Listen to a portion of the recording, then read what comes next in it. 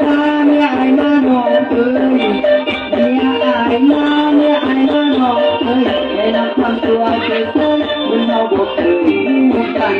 บอกแม่ไอ้นั่นบอกแม่ไอ้นั่นยามนี้แล้วก็อาเซียมันน่าสังเกียบ่อยอ่านสิ่งเมื่อวันฟ้าที่ถึงในครั้งต่อ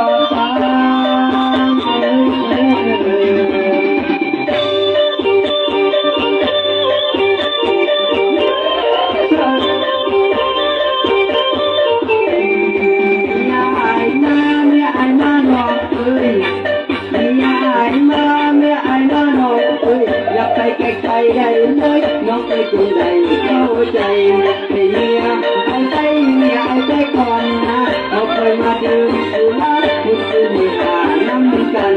ไปเจอลุงช้างก็เลยไปเล่นก่อน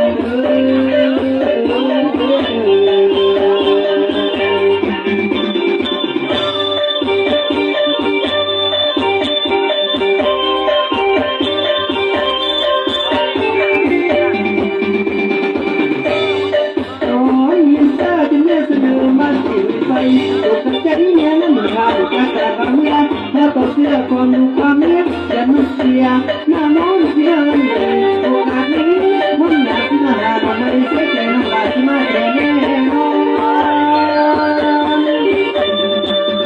ต้องจอนจำใจจากลาทักผู้เศร้าต้องฟ้าเมื่อเท่าเปลี่ยนดินทักเมียไอ้ก็หักคอสิ้น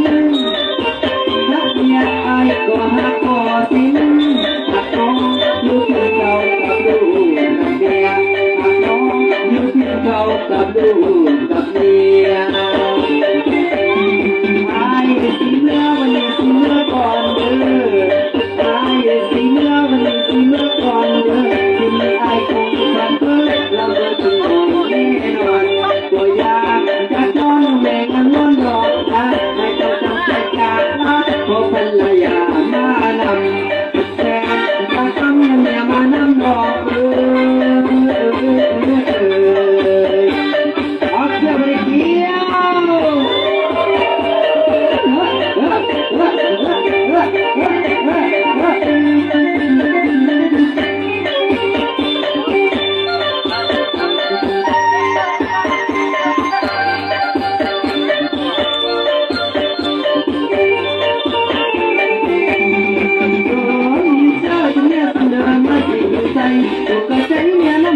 จะแต่บำนักก็ต้องเชื่อฟังดูคุณ